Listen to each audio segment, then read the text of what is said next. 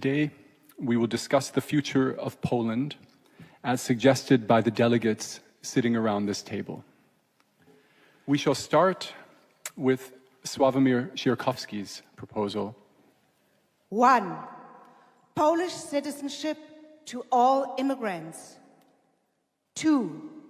Reintegration tax to cover the costs of moving 3.3 million Jews to Poland. 3. Hebrew as the second official language in Poland. 4. Dismissal notice of the Polish state concerning the concordat with the Vatican State. Each religious institution should act on the same level. 5. Minority house instead of Senate in Polish Parliament. I think we could even extend that by even granting citizenship to people who are of Polish descent who haven't asked for it. So we just mail the passports to people in Israel and in the States, and they get them in the mail, and then this way they don't even have to go to the embassy.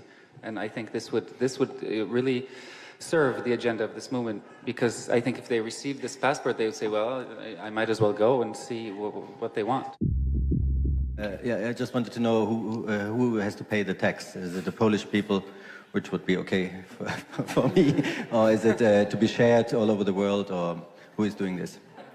Yeah, I think it wouldn't be bad to tax the Germans, of course, which is what you're implying, of course. I think it wouldn't be bad. I think this would also be the first, it would be a precedent, because it would be the first case of one country taxing the citizens of another country. I think this would be a marvelous international precedent. I think that's, as a kind of an absurd gesture, it would be wonderful.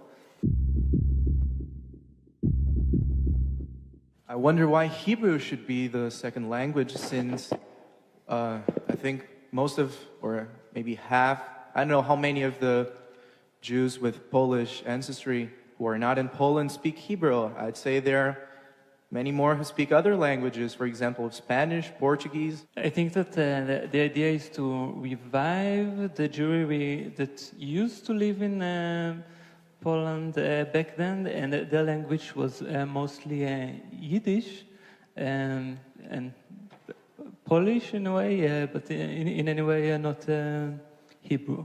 I would rather suggest as a second language in Poland actually Vietnamese language, because today our minority in Poland is Vietnamese minority, and actually they are inhabiting the former Jewish ghetto part in Warsaw also. So I would see those things also together.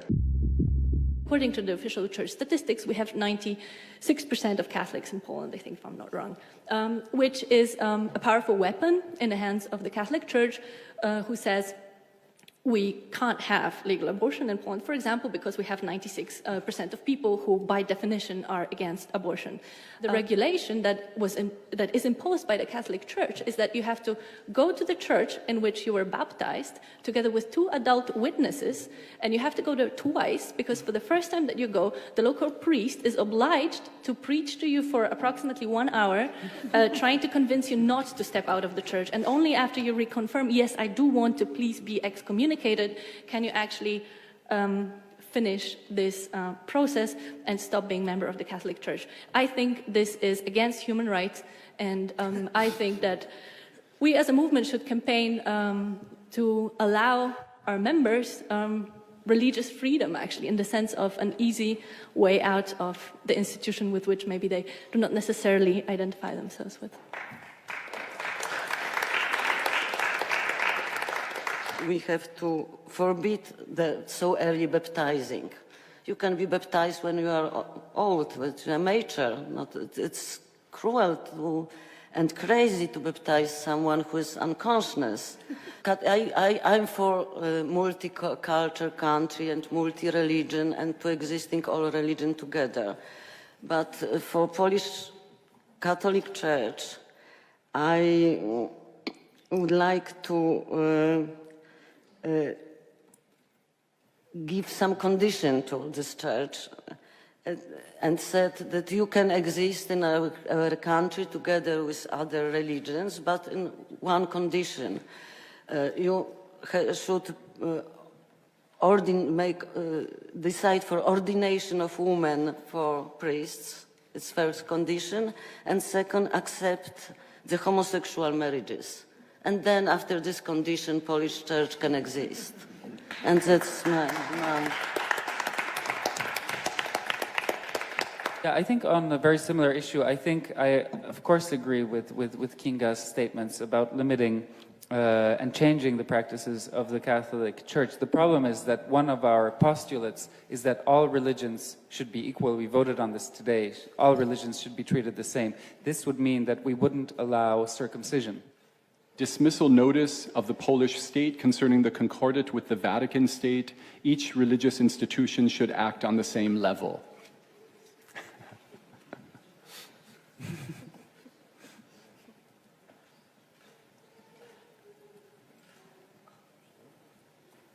We have 1 no and 48 yes. So that will become a part of the agenda.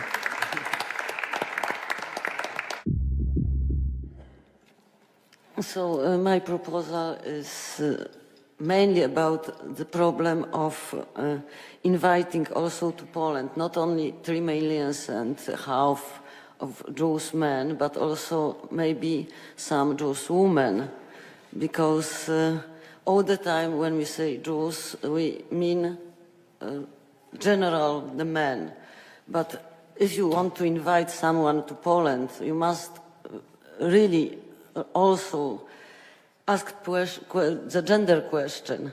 How will feel in today Poland, the women which try to live in the Poland? No reasonable woman will like to settle in a country where abortion is forbidden. It's extremely humiliating.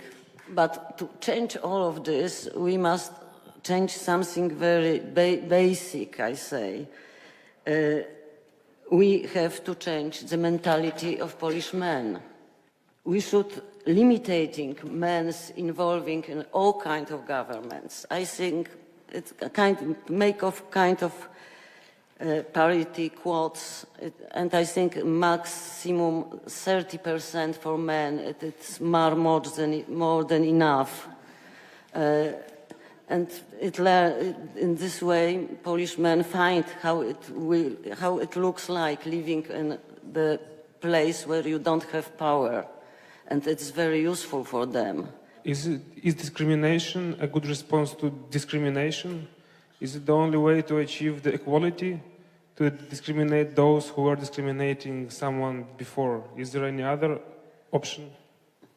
Always someone who discriminates give this kind of comments. It's a good thing for people who oppress, and oppression can be something, very passive. You just take rights. You just take them for granted. It's a good thing for people who have rights for granted to once not to have them, right? A good thing for people who don't get to stand in checkpoints to have to stand in checkpoints, etc., etc. We always think maybe of a certain type of Jewish people that we want to invite.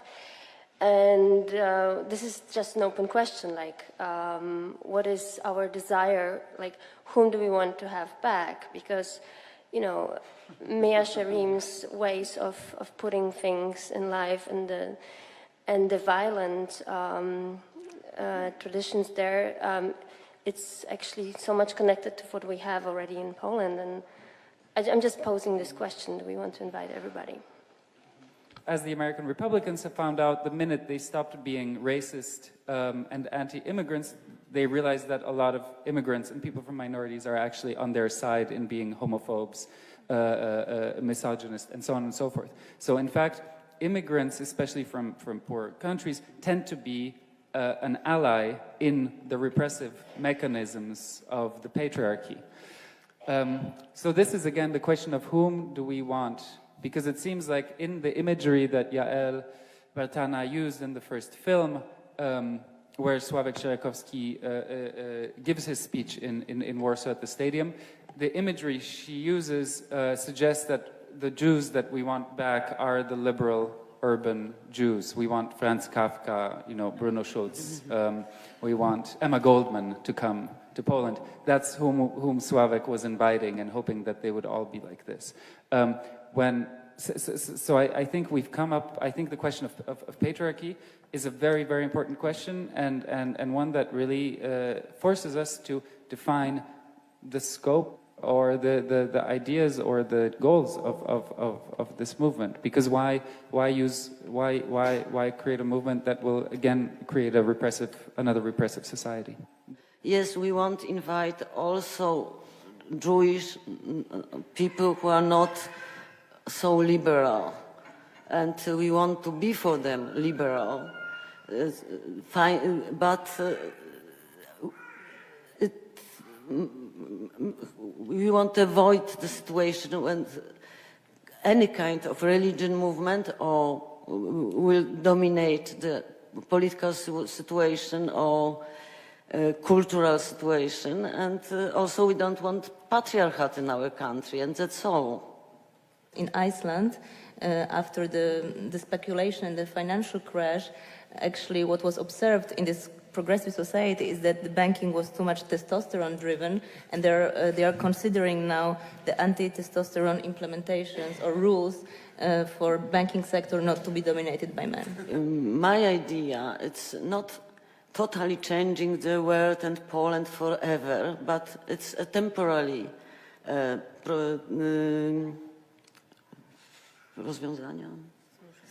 temporary solution. Because now we have domination of men and domination of Catholic Church, so we have to stop it, to teach this men and this organization to be in equal or even lower position for some time, to have for them a new experience how to not be in power and but in a lower position. So my demand is to open Poland for women, Jewish women and other women, also Polish women. There's one.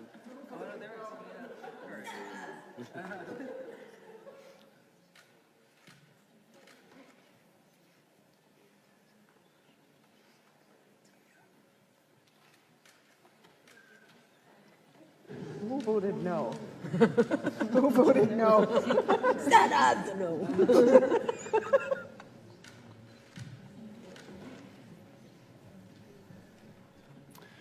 We have 2 no and 44 yes, so the proposal is accepted into the agenda.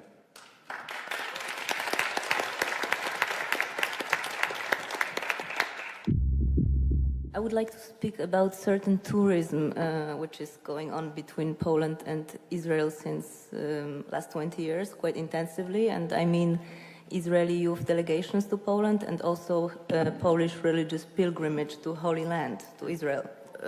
What I propose is actually through redirection of those tours to question the Polish still existing nationalism, anti-Semitism and hostility, somehow rebrand Poland as Germany did it very well, rebrand itself towards a Jewish perception. So what could be done? I mean, this is just an opening question, and I hope we can discuss it, how these tours and also pilgrimages in Israel could be redirected. First of all, I think what should be included is also that these tours also should go to Germany, both to Poland and Germany. I mean, to the sites of former concentration camps, but not only in Polish territory. The Israeli tours for young people are organized by the state. They're a function of the state, and then and have a concrete function. Their function is to have young people come to Poland, and the very obvious message that they get is, if you don't go and fight for Israel, this will happen to you. This is why these trips exist. Create a kind of subversion, that we create all sorts of opportunities for these participants to go and sneak away from their groups during these trips and create, you know, all sorts of parties, and in just on the tours, on the trails of these trips, these young people coming from Israel to get this message could have all sorts of temptations, Polish temptations. That would lure them away from this military, and they would associate with, wow, Poland was this incredibly sexy place where there were all these wonderful things, but I had to listen to these terrible things that my military, that the advisors from the military kept on telling me. But I wanted to go and meet boys or meet girls and do all these things. So I think the sexual element here and the element of hormones is incredibly important and is what we can build upon here. I want Poland to be the country which is, ready to welcome the other, but I'm not quite sure, do I want Poland to be a touristic attraction? I don't find those things equal. So that is my question. Do you really see the link between tourism and welcome the other? The first visited place out of all cultural institutions is Auschwitz, of course, with 1 million visitors per year, and the second is the Castle of Krakow with 500,000, so 50% less, So, and also we can see in Krakow on the daily basis the leaflets stating in one day 99 zlotys, Auschwitz, rafting, and Wieliczka, and the free pickup. Do you think that we should really make it part of the Jewish Renaissance movement to make those I don't know, to make Poland a touristic attraction? It is quite important, I guess, also to create a situation that we also are in the dialogue and not only observed through the windows of the bus. Okay. How would you like to redirect those people, those Catholic Poles who go to Israel to see the sites where Jesus lived and died? What is your idea there? I think first they have to understand that they don't only go to the Holy Land but also to the modern country. Tourism is important because it's a tool, just to clarify the comments made, because it's a tool to achieve the goals of this movement. As a North American Jew, I think that it cannot be underestimated the extent to which these kinds of travel programs influence the Jewish world's perception of Poland, and changing the Jewish world's perception of Poland has to be the first step for any support of a movement like this. If the goal, okay, it has to serve our goal, but just relocating Jews, it's not a goal in itself. It has broader goals. But if the broader goal is promotion of Polish state, that what I hear here, then I'm sorry, I cannot buy it. Yeah, I'm sorry. So if we are getting rid of one nationalism of Israeli state to create another nationalism, which might be multicultural, multinational, good, it will be even stronger, the country, if it will have not only Poles but Jews. But if it's all about promotion of this state, then I don't know what we are doing here. As long as we do not abolish the concept of citizenship, we are not doing anything with the nation state. So we can change numbers, we can change the configuration for sure, but it is not true that we are changing the logic of the nation state. Today, universal human rights are guarded and protected by one mechanism only, citizenship. And as long as that mechanism is, and perhaps we don't have an alternative, it's not to suggest that, but that is what nation state is. That is the system that keeps that in place, and that has not been challenged. So in that sense, she is right. There is a suggestion of removal of population from one nation state into another nation state, which will have, a multi-cultural population, and perhaps even will not be called Poland anymore, but something else. It will still be a nation state. Maybe you can do that once again, Joanna, so it can be clear for us what the proposal is. To subvert the route of Israeli youth delegations to Poland and Polish pilgrimage tours to Israel with the help of Poles, Jews, and Germans. Yes. Thank you.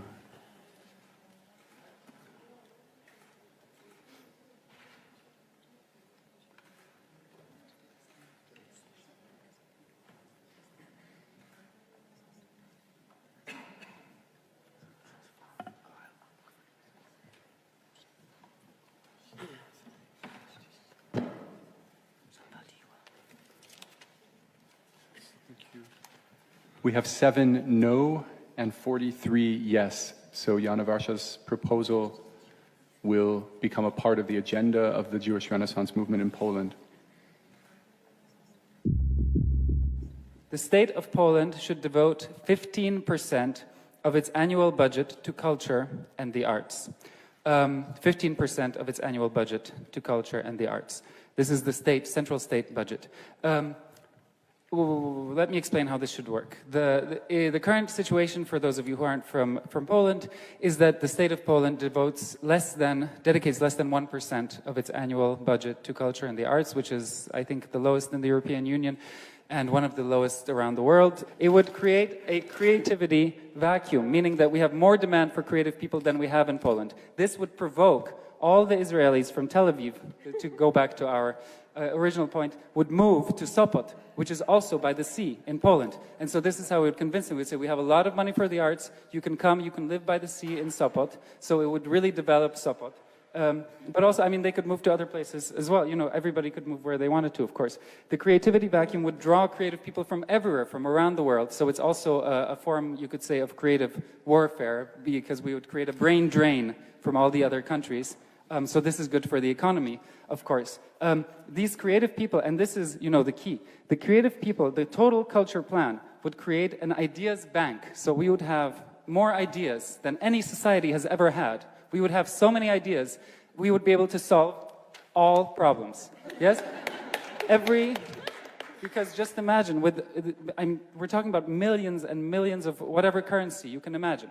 Everybody will be able to think and think of concepts and solve whatever problems we think about. We'll be able to solve problems that we haven't even thought about today. First, I thought it's really a great idea, but then I envisioned it, and then I thought, like, you want us to become this movement, just another Green Party, and now you suggest that Poland just becomes another Berlin Mitte. That is really a horrible thought. I don't want to live in a place where there are more artists and creative people around than already are here. It would also redress historical wrongs, in the sense that the situation of Poland, which is also very different from Mitte, is that the situation of Poland is, as Czesław Miłosz has written, that Poland doesn't have material works of art, not because they weren't never created, but because they were destroyed. And this was done by the very concrete historical force, Nazi Germany.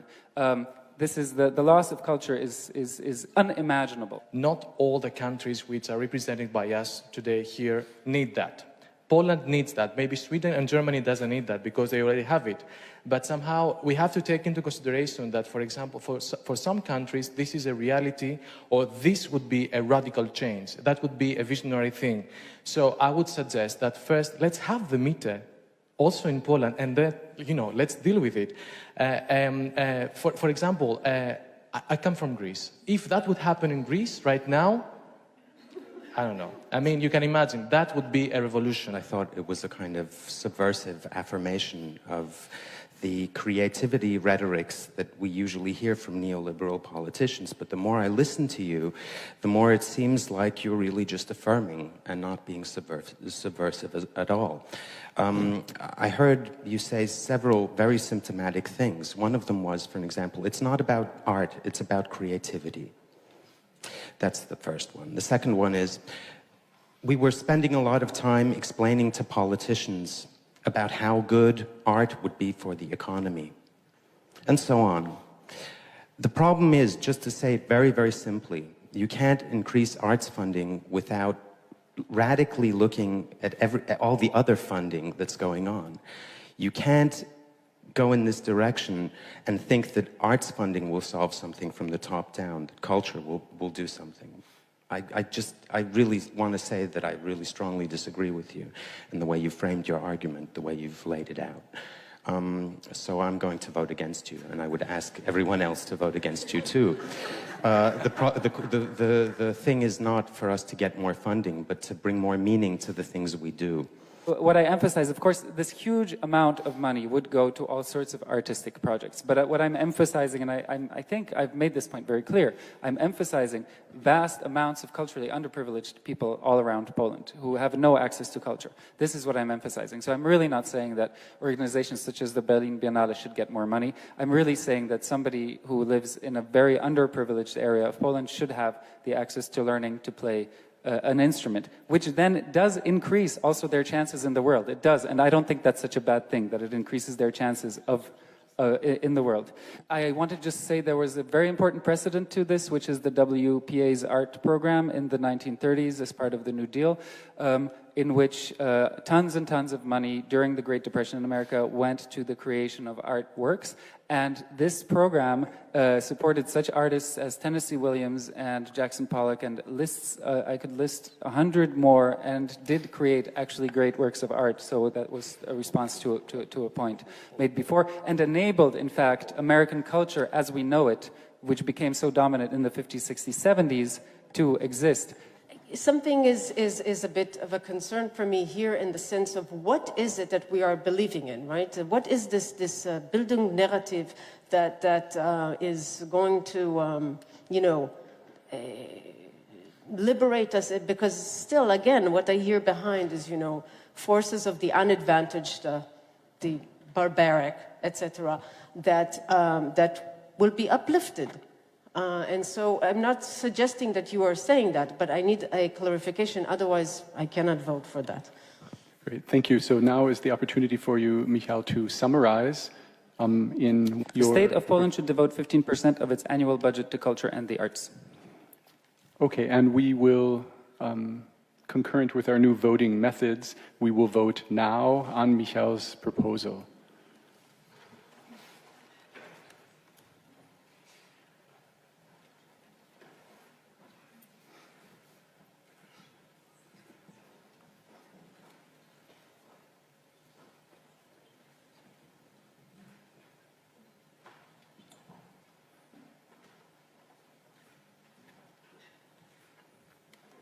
$25 no and 33 yes. So this proposal will be accepted into the agenda. The first step for any mass return of Jews to Poland is to remap Polish Jewish memory. It is the physical, material environment of the nation, monuments, memorials, tourist routes, that scaffolds our sense of national identity. We want to change this ecosystem of memory with a comprehensive program we call Birthright Poland. Birthright Israel is the program that offers a free trip to Israel for every diaspora Jew. Birthright Poland adapts this principle for the needs of the Polish Renaissance movement in Poland. Birthright Poland is a Polish government-funded youth travel program. It brings Jewish youth to Poland to explore the country's long and diverse history with their Polish, German, Roma, Ukrainian, Belarusian, and other European counterparts. Instead of Jewish youth visiting Poland's landscape of Nazi camps, the international group will go camping. Campgrounds will be located in Polish forests. The forest is a space of possibility. Not yet mapped in the service of any one group's memory, it is a space ripe for reimagining. Birthright Poland campers will reinvent long-standing camping traditions. These young pioneers will build settlements by learning ancestral construction techniques. Each group will build on the work of the former, preparing a welcoming landscape for the first wave of Renaissance movement returnees. New sites will announce the deeds, creations, and achievements of ethnically diverse Polish women and men from a variety of historical moments. Many maps of Jewish heritage in Poland look like this, where Polish Jewish heritage is reduced to Nazi death camps and ghettos. We have drafted a second map to feature an evolving landscape of diversity and cultural sharing, inspiring new generations of Poles and Jews to reimagine their roots, but also to embrace their futures. As an old Jewish legend has it, it was in the forest that the first Jewish travelers to Poland discovered their God-given home. According to the legend, entering the woods, they saw a passage from the Talmud engraved on every tree. And they knew they had come to the land where their ancestors dwelt. And they called the place Pauline, which in Hebrew means, "Here you shall find a haven." If Jewish life in Poland started in a forest, maybe it can restart in the forest as well.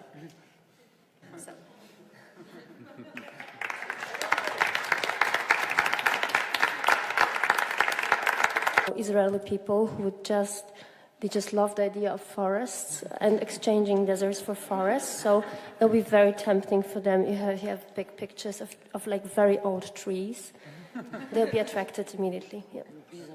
So the forest is not only a counter metaphor to the image that many Jews worldwide have of Poland being a gray country. They imagine Poland in black and white with gray skies. Jews tend to be attracted to urban spaces, coffee, cakes. I don't know. I really am questioning the forest as a site of Jewish rejuvenation. The settler idea, yes, but if you notice, most of the settlers in Palestine, look at it's pretty spare. They like condos that look very more like Hitler's bunker than like forests. So just thought, I'm not against the forest, I just think that the bond will need to be pursued a lot more aggressively. It's not a natural one. Jews will not go for forests. And our proposal from Magdalena Wadegórska and Erika Lehrer, I ask you now to vote. Birthright Poland.